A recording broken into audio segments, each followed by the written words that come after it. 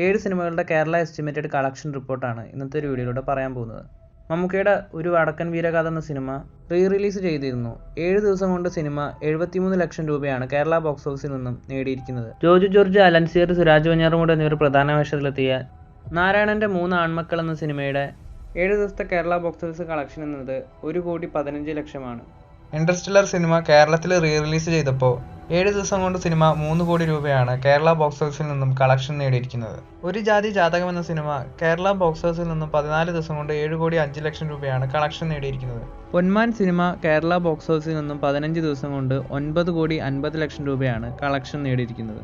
മമ്മൂക്കയുടെ Dominic the ladies purse എന്ന cinema 22 ദിവസം കൊണ്ട് കേരള ബോക്സ് ഓഫീസിൽ നിന്നും 9 കോടി 60 ലക്ഷം രൂപയാണ് കളക്ഷൻ നേടിയിരിക്കുന്നത്. രേഖാചിത്രം എന്ന സിനിമയുടെ 36 ദിവസത്തെ കേരള ബോക്സ് ഓഫീസ് കളക്ഷൻ എന്നത് 26 കോടി 50 ലക്ഷം രൂപയാണ്. രേഖാചിത്രം സിനിമയുടെ OTT റിലീസും കൺഫേം ആയിട്ടുണ്ട്. സോണി ലൈവിലൂടെ മാർച്ച് 14-നാണ് സിനിമയുടെ OTT റിലീസ്. കൂടുതൽ സിനിമകളുടെ അപ്ഡേറ്റുകളുമായി അടുത്തൊരു വീഡിയോയിൽ കാണാം.